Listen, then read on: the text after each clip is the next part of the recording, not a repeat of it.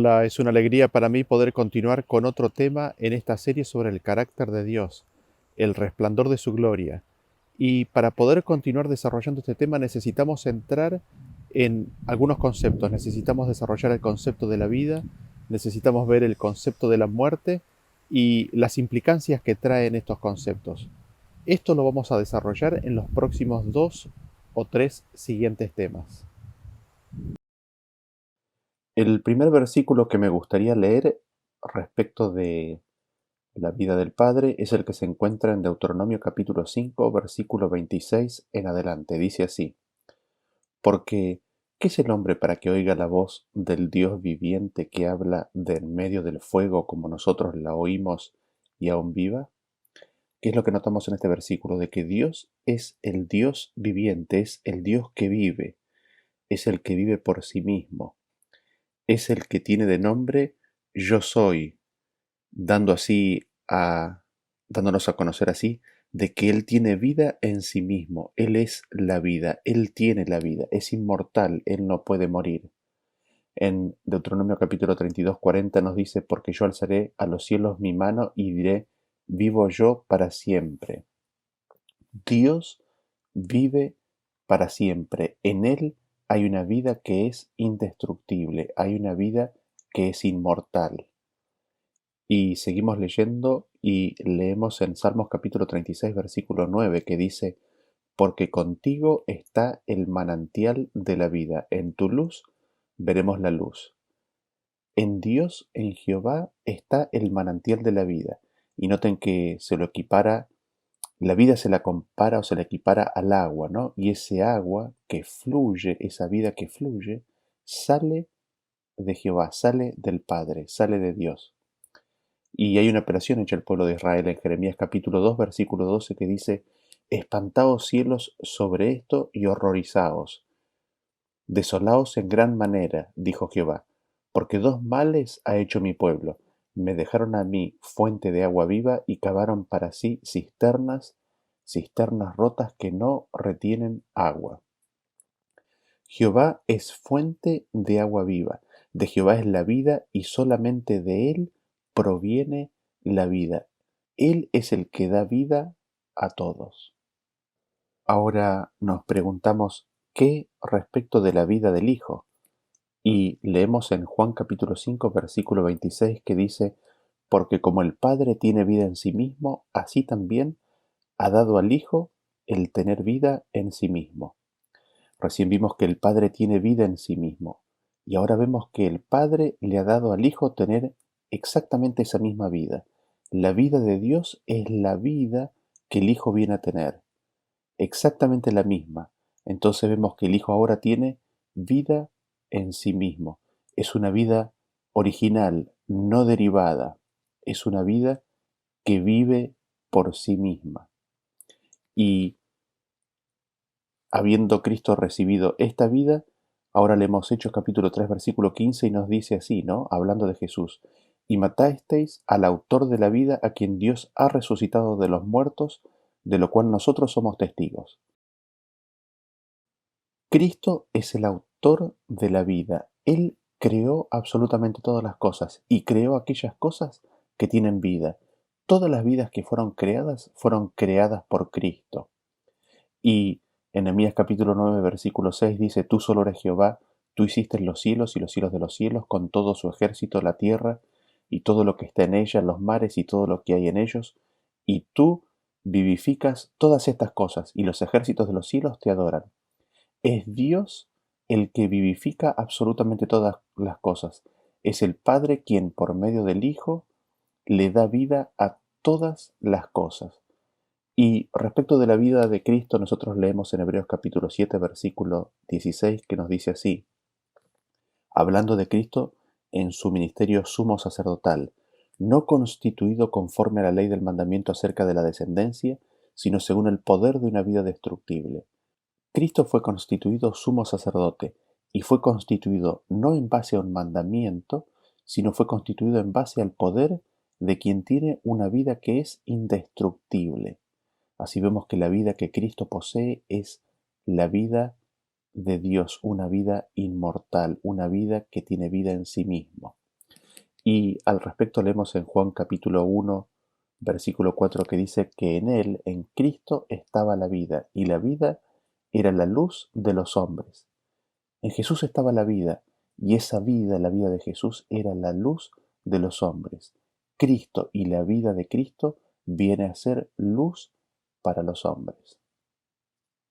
Habiendo visto entonces que el Padre tiene vida en sí mismo, Él no muere y no puede morir, y de que en Él se halla el manantial, la fuente de la vida, y viendo que Cristo recibió exactamente la misma vida que el Padre tiene vida en sí mismo, y de que Cristo es el autor de la vida, y que por medio de Cristo Dios creó todas las cosas y todas las vidas, veamos ahora la constitución de la vida del ser humano cuando fue creada, cuando fue creado. ¿En qué consiste específicamente la vida del ser humano, la vida del hombre sobre esta tierra?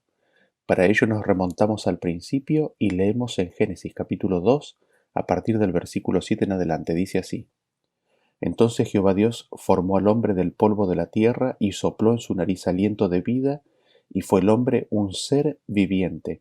Y Jehová Dios hizo nacer de la tierra todo árbol delicioso a la vista y bueno para comer, también el árbol de vida en medio del huerto, y el árbol de la ciencia del bien y del mal. ¿Qué es lo que notamos en estos versículos? De que Dios toma polvo, toma, toma tierra, toma polvo del suelo, forma la figura del hombre y luego sopla en su nariz algo que se llama aliento de vida. Y es en la unión de estos dos elementos, del polvo y del aliento de vida que Dios sopla, que el hombre viene a ser un ser viviente. Viene a ser, como dice en el original, una vida que vive. Viene a ser un ser viviente, viene a ser un alma viviente. Y habiendo notado esto respecto de la constitución del hombre, lo otro que notamos es de que Dios pone en el huerto un árbol de la vida. El hombre habría de servirse de ese árbol para continuar con su existencia. Nosotros al respecto encontramos otro versículo que nos describe este proceso en Job capítulo 33, versículo 4, cuando dice: El Espíritu de Dios me hizo y el soplo del Omnipotente me dio vida. Es el soplo, el hálito del Omnipotente de Dios el que le dio vida al ser humano y que nos da vida a nosotros. Y al respecto de en qué constituye o en cómo se manifiesta esa vida del hombre, leemos en Génesis capítulo 9, versículo 4 que dice: Pero carne con su vida, que es su sangre, no comerás. Lo que notamos en este versículo, que se encuentra en otros versículos de las Escrituras, es de que la vida del hombre está en su sangre y que la vida de la carne está en la sangre que está en esa carne. El otro, el otro aspecto consonante con esto que venimos diciendo es lo que leemos en Proverbios capítulo 4, versículo 23, que dice: Sobre toda cosa guardada, guarda tu corazón, porque de él mana la vida. Del corazón mana, surge, brota la vida. Del corazón sale la sangre, mana la sangre. Así vemos que en la sangre está la vida y del corazón mana, surge la sangre, surge la vida. El siguiente versículo que me gustaría leer es el que se encuentra en Job capítulo 7, versículo 7, que dice: Acuérdate que mi vida es un soplo y que mis ojos no volverán a ver el bien. La vida es un soplo, es un hálito, es un espíritu, como también puede ser traducida esa palabra soplo.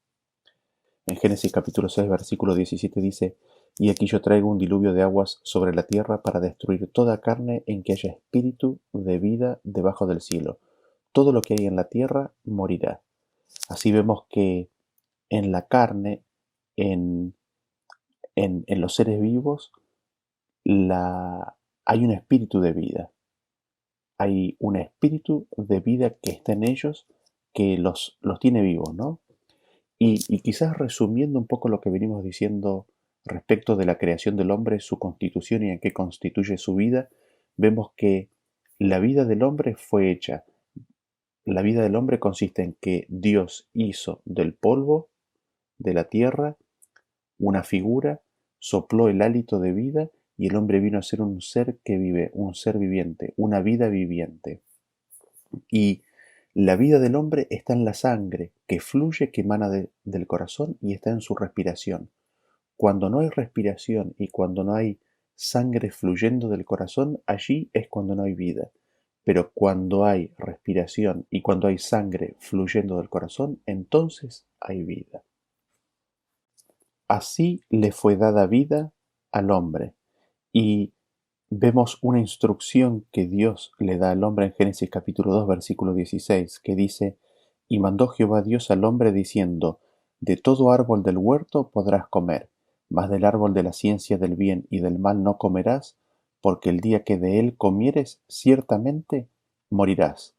Y si nosotros estamos leyendo cronológicamente o desde el principio de la Biblia, aquí nos aparece un concepto nuevo, un concepto o el concepto de morir. Dios acaba de dar la vida, sin embargo le advierte al hombre de que si llegara a comer de ese árbol, ese hombre moriría, el hombre moriría. Y naturalmente, si alguien da la vida es porque quiere que se tenga la vida, no porque se muera, ¿no? Y respecto de la muerte, vamos a entrar en más detalle en la próxima presentación, porque hay bastante para decir. Sin embargo, hay un par de conceptos que me gustaría resaltar en el día de hoy. Leemos Génesis capítulo 3, versículo 19. Lo que Dios le dice al hombre luego de haber pecado. Dice: Con el sudor de tu rostro comerás el pan hasta que vuelvas a la tierra, porque de ella fuiste tomado, pues polvo eres y al polvo volverás. El hombre, al haber pecado, vuelve al polvo. La vida que tenía se va. Del corazón deja de emanar la vida, deja de emanar la sangre, se deja de respirar y ya no hay más hálito, ya no hay más aliento de vida. El espíritu que Dios lo dio vuelve a Dios sin la conciencia de existencia. Y destacamos de este punto el hecho de que Dios dice que el día que de él comieres, ciertamente morirás.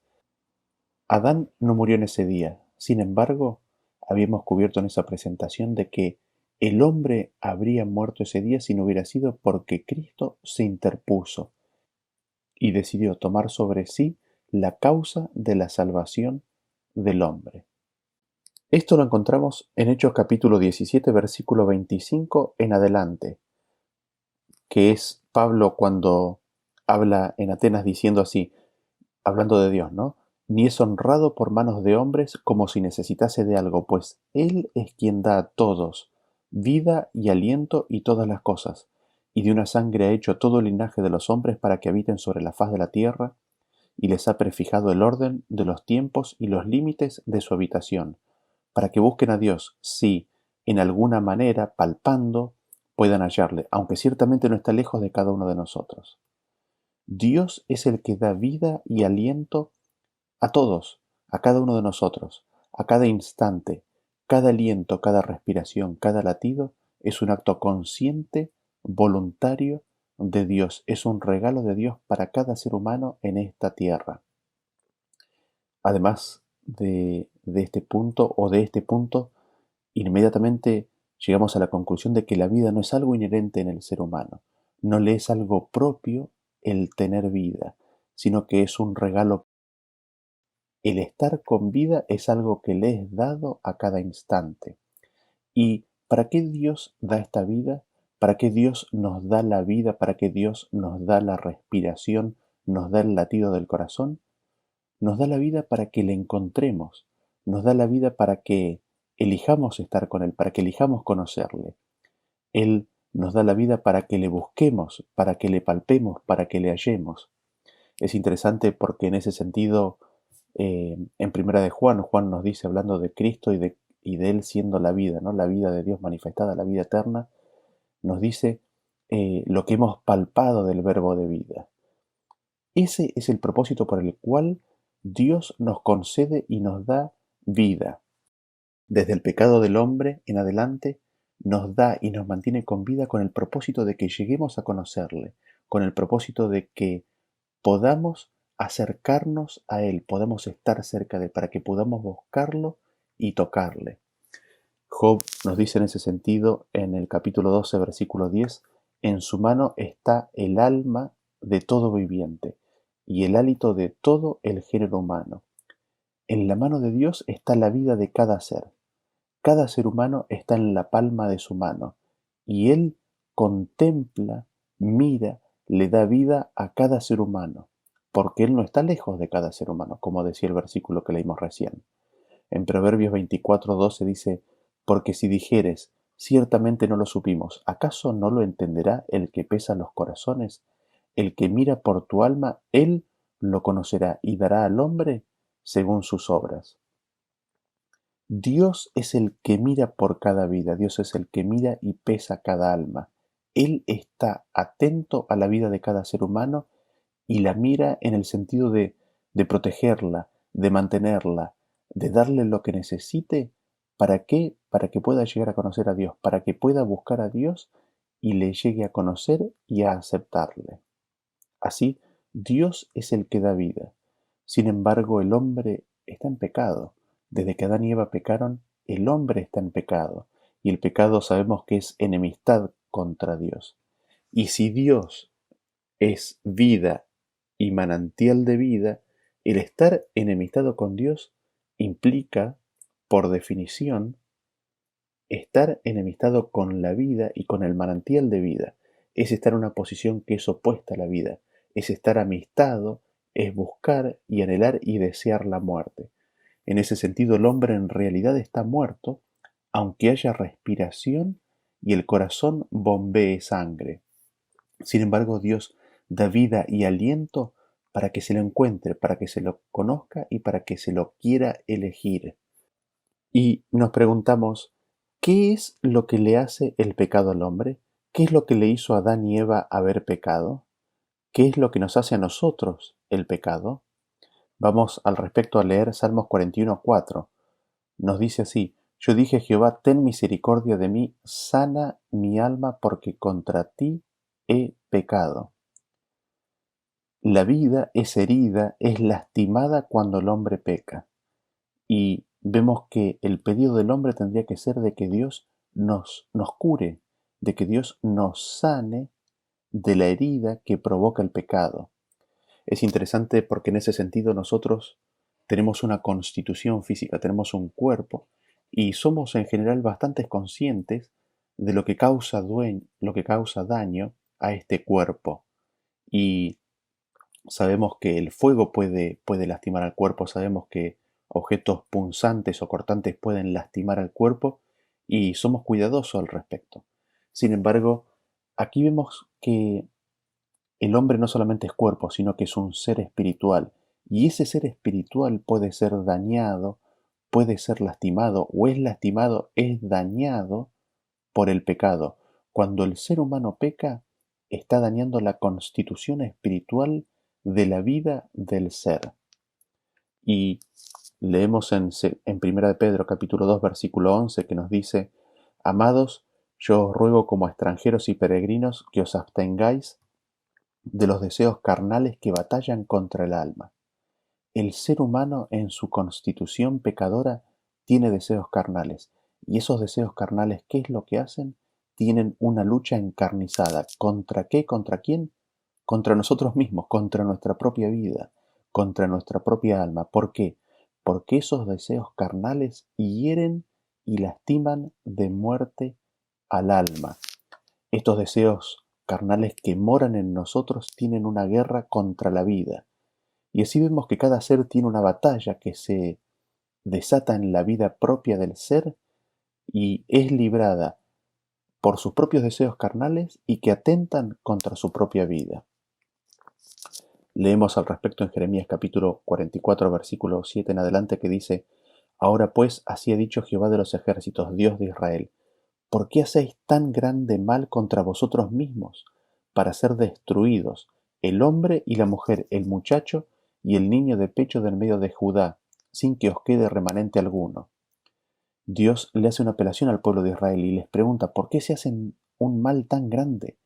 ¿Por qué se destruyen a sí mismos? La maldad, el pecado, la rebelión causa un gran mal, causa un daño terrible contra el ser, contra la vida misma de la persona, le causa la destrucción. En Habacuc capítulo 2, versículo 9 leemos que dice: «Ay del que codicia injusta ganancia para su casa, para poner en alto su nido, para escaparse del poder del mal. Tomaste consejo vergonzoso para tu casa, asolaste muchos pueblos, y has pecado contra tu vida, contra tu vida». Así vemos que el pecado, cuando, cuando viene a ser, cuando es engendrado, en sí mismo es un pecado contra la vida propia. Atenta contra la vida propia del ser el haber pecado. Y nosotros encontramos una descripción de lo que le sucedió al hombre a partir de Adán y Eva y de lo que nos sucede a todos nosotros. En Salmos 143:3 nos dice: «Porque ha perseguido el enemigo mi alma, mi vida», ¿no? «Ha postrado en tierra mi vida, me ha hecho habitar en tinieblas como los ya muertos». El enemigo es Satanás, es él quien persigue nuestras almas, nuestras vidas, como león rugiente. Y es por medio del pecado, es por medio del pecado que le hizo cometer a Adán y Eva, y es por medio del pecado que nos hace cometer a nosotros, que nos postra en tierra y ha hecho que nuestra vida sea en tinieblas como si ya estuviéramos muertos. Eh, Estando en pecado, estamos como muertos, a pesar de que el corazón late y haya respiración. Y leemos en Ezequiel capítulo 7, versículo 13, que nos dice: «Porque el que vende no volverá a lo vendido, aunque queden vivos, porque la visión sobre toda la multitud no se revocará, y a causa de su iniquidad ninguno podrá amparar su vida». Aquí vemos que por causa de la iniquidad nadie puede amparar, nadie puede proteger, nadie puede salvar, nadie puede retener su propia vida. El hombre, al pecar, se daña a sí mismo, atenta contra su propia vida, peca contra su propia vida, porque el hombre que pecare no puede permanecer ante Dios. Le es imposible. Y al respecto recordamos los temas que hemos visto, y en particular el tema titulado El rostro de Dios, en el cual eh, el contemplar la gloria de Dios, el contemplar su benignidad, el contemplar su misericordia, hace que el hombre pecador muera. El hombre no puede permanecer en pie ante Dios por causa del pecado que mora en sí. Por eso Salmos 89:48 se pregunta: ¿qué hombre vivirá y no verá muerte? ¿Librará su vida del poder del Seol? El hombre que ha pecado le es imposible librar su vida de la muerte. No hay hombre, nada hay que el hombre pueda hacer o entregar que saque el pecado que está en su alma. No hay hombre que viva y no muera. No hay hombre que pueda librar su vida de la muerte. Le es imposible al hombre librarse de la muerte por sí mismo.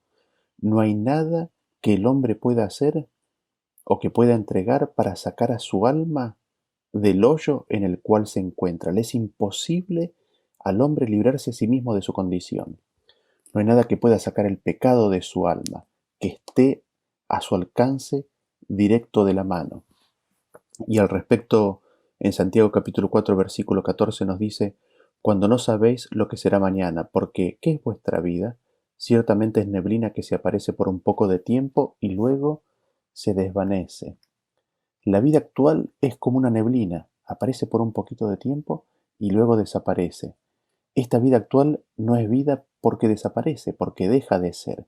Esta vida es una vida que se nos da para que busquemos y conozcamos a Dios.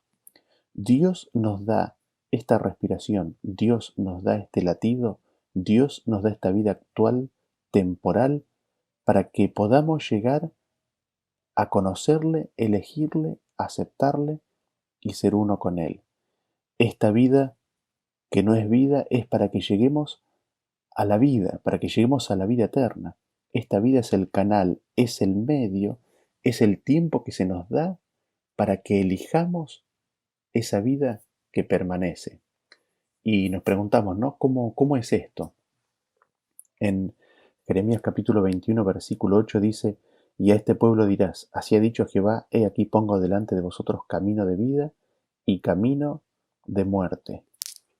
El hombre está, por sus pecados, como si estuviera muerto. Recordamos el versículo de Salmos que nos decía que nos ha puesto como muertos, ¿no? Y ahora Dios lo que hace es pone enemistad en el hombre y le señala el camino de vida. Al poner enemistad y señalarle el camino de vida, le da una opción para elegir el bien y le señala que eligiendo él puede tener vida o puede tener muerte. Él le señala los dos caminos que tiene el hombre por delante. Hay camino de muerte, hay camino de vida. Y nosotros leemos bien claramente cómo Dios le señala esto al pueblo de Israel y nos señala a nosotros en Deuteronomio capítulo 30, a partir del versículo 15 en adelante. Dice así: Mira, yo he puesto delante de ti hoy la vida y el bien, la muerte y el mal, porque yo te mando hoy que ames a Jehová tu Dios, que andes en sus caminos y guardes sus mandamientos, sus estatutos y sus decretos, para que vivas y seas multiplicado. Y Jehová tu Dios te bendiga en la tierra a la cual entras para tomar posesión de ella. Mas si tu corazón se apartare y no oyeres y te dejares extraviar y te inclinares a dioses ajenos y les sirvieres, yo os protesto hoy que de cierto pereceréis. No prolongaréis vuestros días sobre la tierra donde vais, pasando el Jordán para entrar en posesión de ella. A los cielos y a la tierra llamo por testigos hoy contra vosotros, que os he puesto delante la vida y la muerte, la bendición y la maldición. Escoge pues la vida para que vivas tú y tu descendencia, amando a Jehová tu Dios, atendiendo a su voz y siguiéndole a él, porque él es vida para ti y prolongación de tus días, a fin de que habites sobre la tierra que juró Jehová a tus padres, Abraham, Isaac y Jacob, que les había de dar.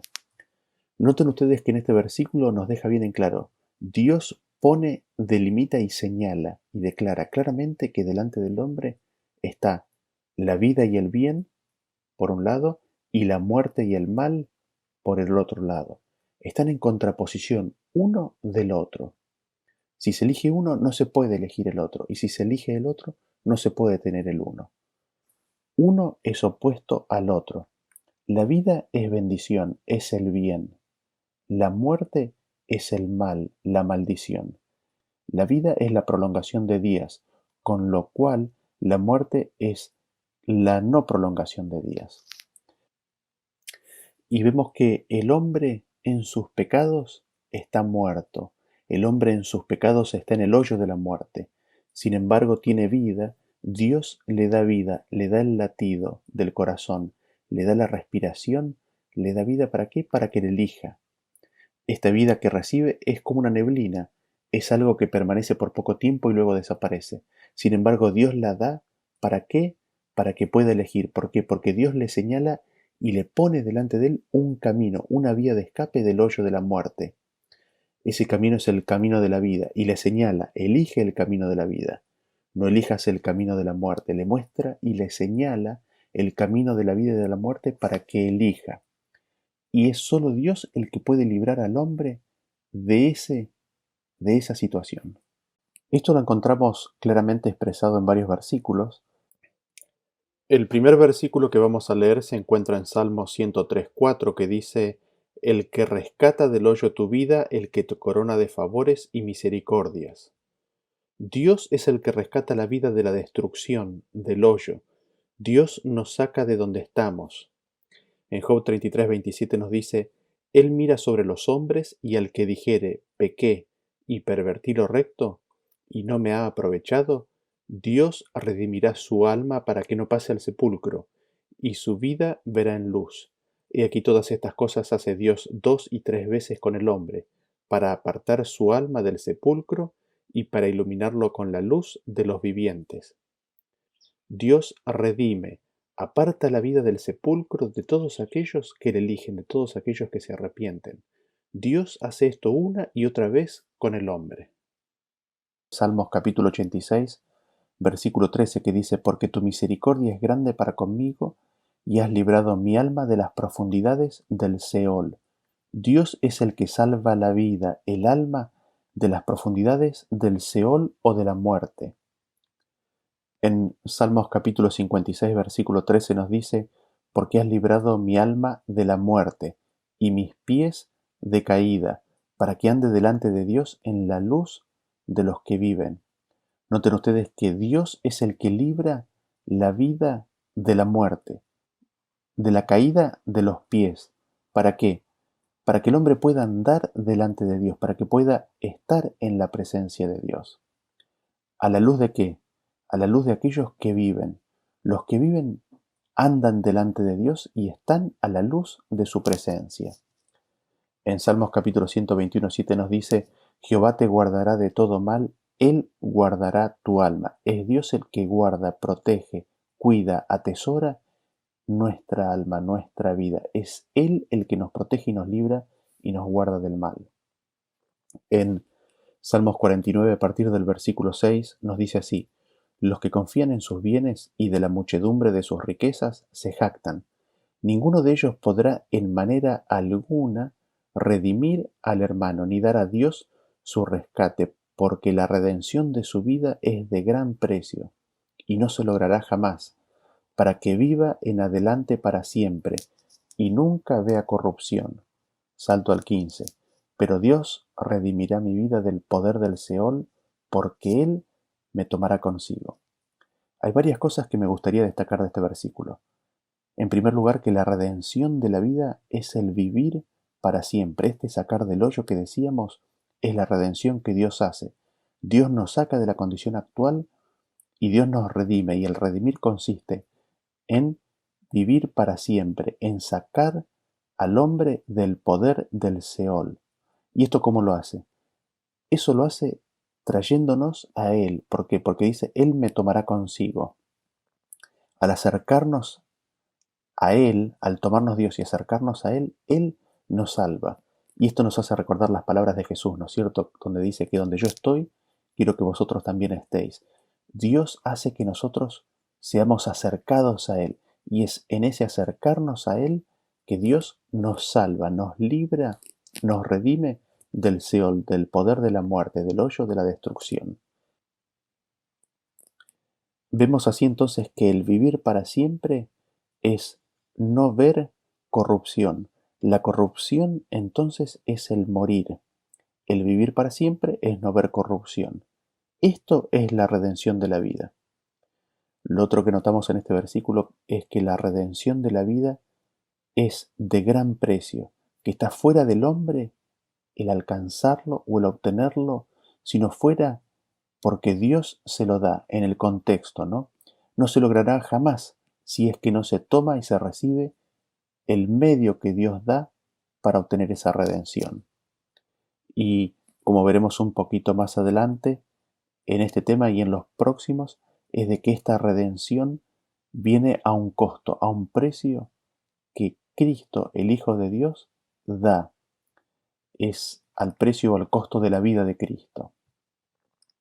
Y Dios básicamente nos redime porque nos toma con Él, nos trae o nos lleva a sí mismo. Y es interesante porque volvemos al concepto anterior que habíamos mencionado. El hombre, al haber pecado, no puede vivir delante de la presencia de Dios. Para poder restaurar al hombre del daño que el pecado le ha hecho al ser espiritual, Dios nos trae a sí mismo por medio de Cristo. Por medio de la vida de Cristo nos limpia, nos purifica, nos trae a sí mismo y así nos saca del hoyo de la corrupción, nos saca de la muerte y nos trae a su reino de vida y luz. Aquí nos es útil recordar el modelo divino, ¿no es cierto? El Padre es la fuente, el origen de todas las cosas y las hace por medio de su Hijo, por medio de Cristo. Y Dios creó al hombre por medio de su Hijo, Dios le dio vida al hombre por medio de su Hijo. Ahora Dios rescata al mundo por medio de su Hijo. El versículo nos dice que nadie viene al Padre si no es por medio de Cristo. Así, esta vida temporal, de la misma forma, esta vida temporal que se nos es dada para que busquemos, conozcamos y seamos tomados a la presencia de Dios, viene a ser el camino para que elijamos la vida. Esta vida que es como una neblina que permanece por poco tiempo y que después desaparece, es el tiempo, es el camino que se nos ha dado para llegar a la vida eterna. Y Cristo se interpone para salvar al hombre. Dios salva al hombre por medio de Cristo. Y esto lo encontramos en Juan capítulo 17, versículo 2, que nos dice: como le has dado potestad sobre toda carne, para que dé vida eterna a todos los que le diste. Cristo recibió del Padre el poder, la autoridad para dar vida eterna a todos aquellos a quienes el Padre envía al Hijo. Y en Proverbios capítulo 8:35 nos dice: porque el que me halla, hallará la vida y alcanzará el favor de Jehová.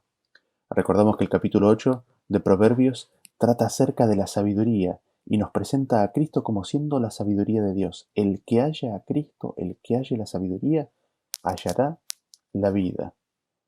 Y hablando de la sabiduría, en Proverbios 3:18 nos dice: ella es árbol de vida a los que de ella echan mano, y bienaventurados son los que la retienen. Así Cristo, la sabiduría de Dios, viene a ser un árbol de vida a los que echan mano de ella. Notamos esto que es interesante. Este pequeño tiempo de vida que nos es dado para que conozcamos a Dios, esta vida temporal que nos es dada, que es como una neblina, porque desaparece pronto, tiene en medio de nosotros un árbol de la vida. Este árbol de la vida es Cristo mismo, es la sabiduría de Dios. Y hemos de echar mano de ese árbol de la vida, hemos de echar mano de Cristo, hemos de tomar el camino de la vida. ¿Para qué? Para vivir, para poder recibir la vida de Dios. Nos dice que Cristo es el árbol de vida, ¿no? Y hay que echar mano, hay que tomar de Cristo, hay que agarrarse a Cristo, hay que aferrarse a Cristo. ¿Para qué? Para recibir vida. En Juan capítulo 3, versículo 15 dice: para que todo aquel que en él cree no se pierda, mas tenga vida eterna. El que cree en Cristo tiene vida eterna. En Juan 5:24 nos dice: de cierto os digo, el que oye mi palabra y cree al que me envió, tiene vida eterna, y no vendrá a condenación, mas ha pasado de muerte a vida. Aquí notamos lo que veníamos diciendo antes: el hombre sin Cristo está muerto. Se le da vida temporal para que se agarre de Cristo, para que tome a Cristo, para que se aferre de Él, que viene a ser su árbol de vida en esta condición. Ahora, oyendo la palabra de Cristo y creyendo en Dios, tiene vida eterna, recibe la vida eterna, ha pasado de muerte a vida. Qué desarrollo tan maravilloso, ¿no es cierto? En ese sentido, Jesús nos deja bien en claro cuál es su misión. En Juan capítulo 10, versículo 10 dice: el ladrón no viene sino para hurtar y matar y destruir. Yo he venido para que tengan vida y para que la tengan en abundancia. Así es como Cristo viene a ser árbol de vida plantado en medio de esta corta vida que cada uno de nosotros tenemos. Cristo ha venido. ¿Para qué ha venido Cristo? Para que tengamos vida y para que la tengamos en abundancia. Y esto está en contraposición con el ladrón, que viene para matar, destruir y robar. Cristo, la misión de Cristo y la razón por la cual Cristo nos es dado es para que tengamos vida, para darnos vida. En Juan capítulo 10, versículo 28 dice, hablando de las ovejas, ¿no?, que oyen la voz de Cristo: y yo les doy vida eterna y no perecerán jamás, ni nadie las arrebatará de mi mano. Cristo es el que da vida eterna, nadie las puede arrebatar de su mano. Y noten lo que dice, ¿no? Aquellos que están en las manos de Cristo, aquellos que oyen la voz del pastor, reciben la vida eterna y no perecerán jamás. Este es un punto importante que exploraremos en más detalle en los próximos temas. En Juan capítulo 11, versículo 25 nos dice: le dijo Jesús: yo soy la resurrección y la vida. El que cree en mí, aunque esté muerto, vivirá. Cristo es la vida misma. Cristo es la resurrección del hombre. Cristo viene a ser la vida del hombre. El que crea en Cristo, aunque esté muerto, resucitará. En 1 de Juan capítulo 3, versículo 14 nos dice: nosotros sabemos que hemos pasado de muerte a vida, en que amamos a los hermanos. El que no ama a su hermano permanece en muerte. Todo aquel que aborrece a su hermano es homicida, y sabéis que ningún homicida tiene vida eterna permanente en él. Y aquí es como que avanzamos un poco más en los conceptos. Habiendo aceptado a Cristo, habiendo recibido a Cristo, ¿qué es lo que sucede? Hemos pasado de muerte a vida. Y habiendo ocurrido esto, se tiene que manifestar, porque Cristo mora en nosotros, el hecho de que amamos a los hermanos. Si nosotros no amamos a los hermanos, permanecemos en muerte. En ese sentido, nos dice de que si alguien ha cometido homicidio, si alguien ha matado a alguien, permanece en muerte. La vida eterna no permanece en él. Cristo no permanece en él. Así vemos que la condición original en la cual nosotros nos encontramos en pecado en este mundo es de muerte, y aceptando a Cristo es como pasamos a vida. Y habiendo recibido a Cristo, habiendo recibido el amor de Cristo, amando a Dios, manifestamos eso en amor a los hermanos.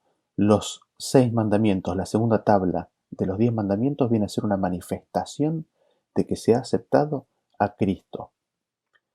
Leemos en Colosenses capítulo 3, del versículo 1 en adelante, que dice: Si pues habéis resucitado con Cristo, buscad las cosas de arriba, donde Cristo está sentado a la diestra de Dios. Poned la mira en las cosas de arriba, no en las de la tierra, porque habéis muerto, y vuestra vida está escondida con Cristo en Dios. Cuando Cristo vuestra vida se manifieste, entonces vosotros también seréis manifestados con Él en gloria. Al aceptar a Cristo, uno es resucitado, pasa de muerte a vida, recibe una vida nueva. Estando muerto, uno recibe la vida de Cristo. Y ahora la vida está escondida en Cristo, y Cristo viene a ser nuestra vida. Y nos preguntamos, ¿no? ¿Cómo es esto? ¿Cómo es que ocurre esto? ¿Cómo es que Cristo nos salva al darnos su vida? ¿Cómo es que ocurre este proceso de sacarnos del hoyo en el cual estamos para traernos a la vida de Dios? ¿Cómo es que Cristo hace esta obra?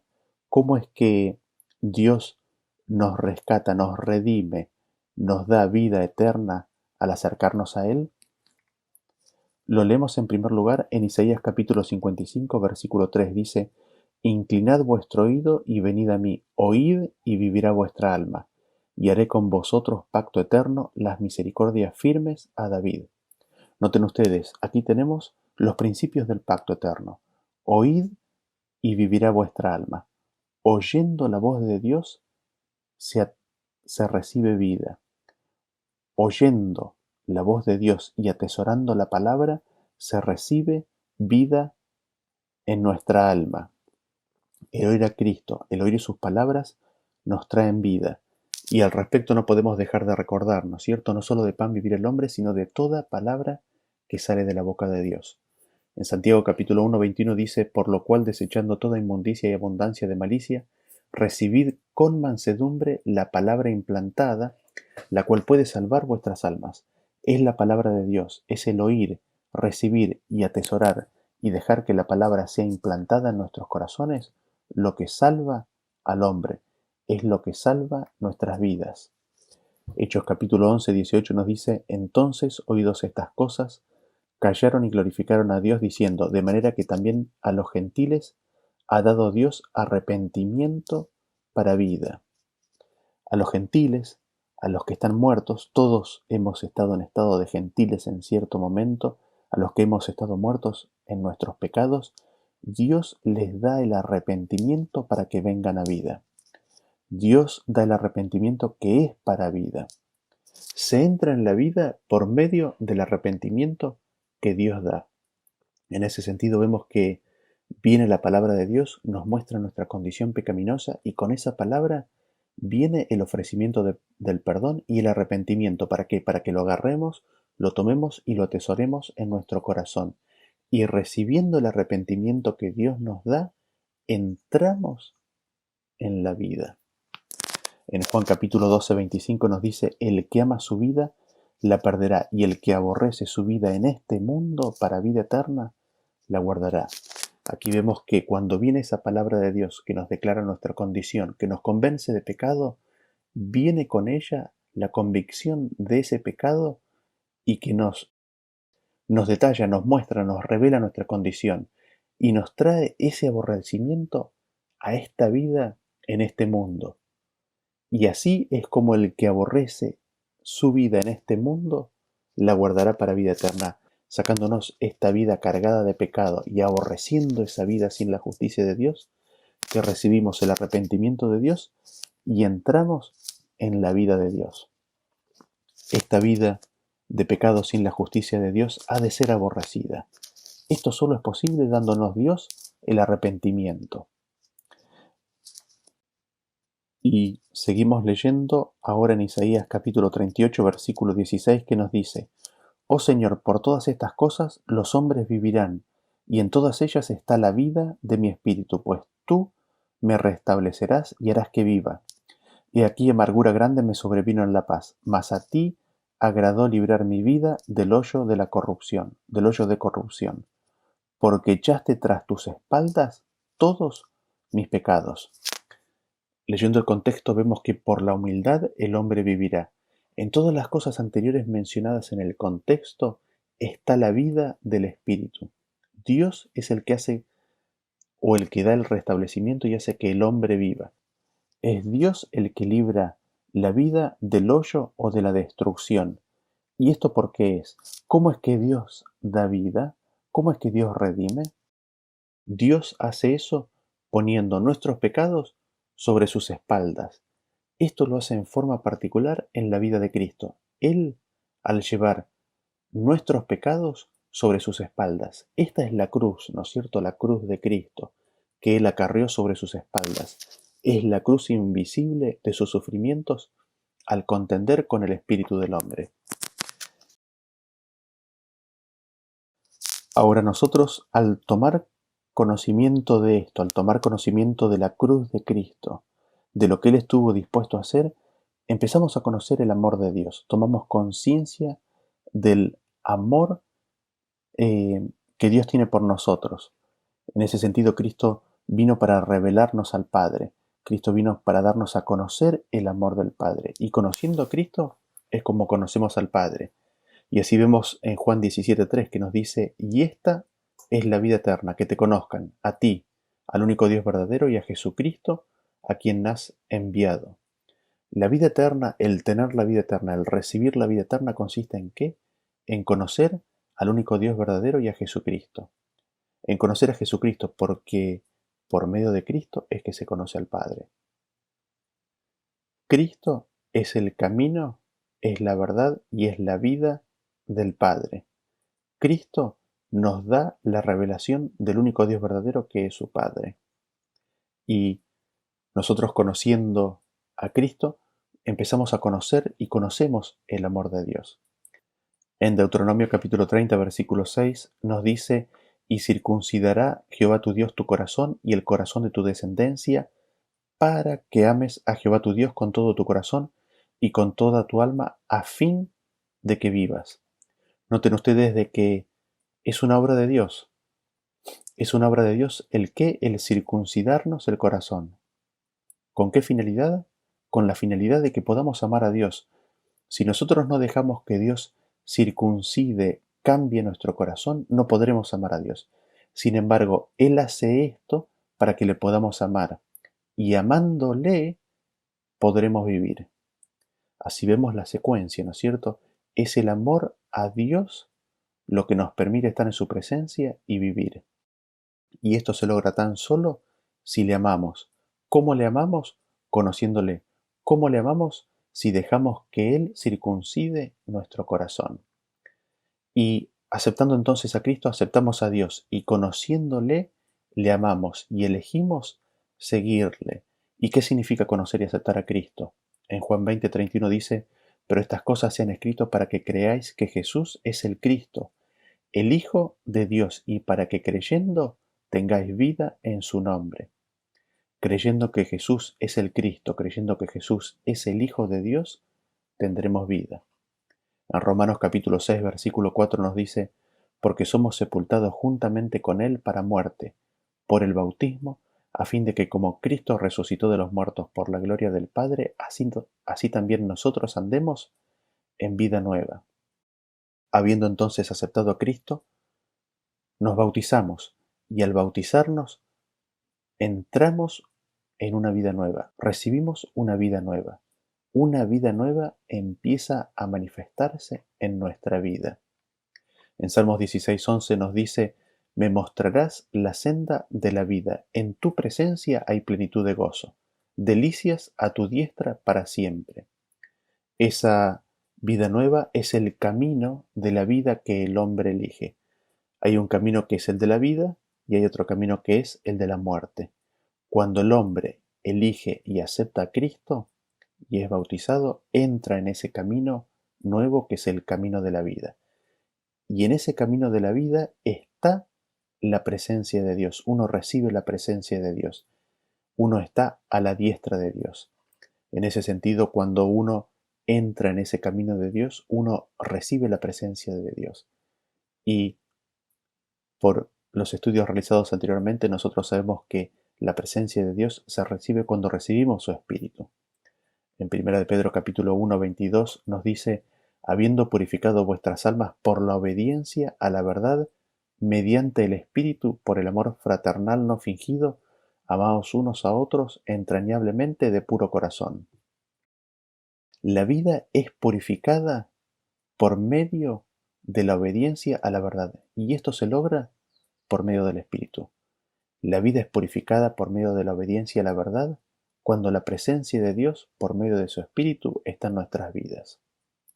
En Ezequiel 37:13 nos dice: y sabréis que yo soy Jehová, cuando abra vuestros sepulcros y os saque de vuestras sepulturas, pueblo mío, y pondré mi espíritu en vosotros y viviréis, y os haré reposar sobre vuestra tierra, y sabréis que yo, Jehová, hablé y lo hice, dice Jehová. Dios envía su espíritu y pone espíritu en el hombre y éste vive. Antes está muerto.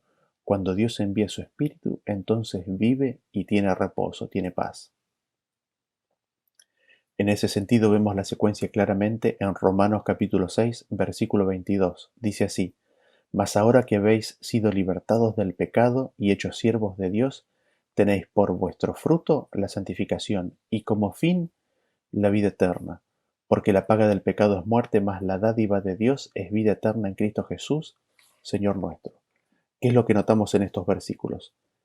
Que habiendo recibido y aceptado a Cristo, habiendo recibido la palabra de Cristo, atesorándola en nuestro corazón, habiendo recibido el arrepentimiento de pecados, habiéndolo aceptado, habiendo nacido una nueva vida por medio del bautismo, somos libres del pecado, venimos a ser siervos de Dios y ahora por medio del Espíritu de Dios purificamos, limpiamos nuestra vida por medio de la obediencia. Ese es el fruto que se empieza a manifestar, es el fruto de santificación. Y este fruto, todo este proceso tiene una finalidad, tiene un objetivo, tiene la vida eterna. En ese sentido, la dádiva, el regalo, el presente de Dios en Cristo Jesús que nos es dado es la vida eterna. Por otro lado, nos presenta de que el pecado, la paga del pecado, es muerte, es una paga que da. Sin embargo, el don, el regalo de Dios es Cristo Jesús y su vida. Es la vida eterna por medio del recibimiento de la vida de Cristo.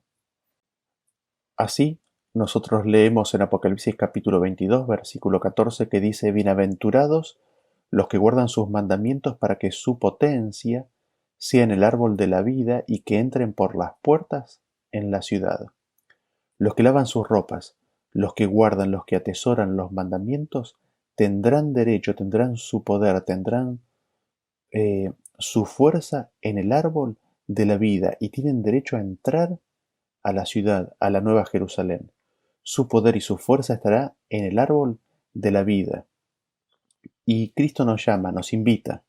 Nos dice Apocalipsis capítulo 22, versículo 17, que el Espíritu y la esposa dicen ven, y el que oye diga ven, y el que tiene sed venga, y el que quiera tome del agua de la vida gratuitamente. Cristo, el Espíritu de Dios, la Iglesia, llama y nos dice ven, ven y toma del agua de la vida. Cristo nos está ofreciendo en esta vida corta que tenemos, que es como una niebla, el agua de la vida eterna. Cristo nos está ofreciendo su vida. ¿Para qué? Para que recibiéndole a Él tengamos vida eterna. Es mi deseo, mi anhelo, de que aceptemos esta invitación, de que tomemos y recibamos esa vida, que es vida para siempre, que es vida eterna. Que Dios los bendiga y nos vemos en el próximo tema. Hasta luego.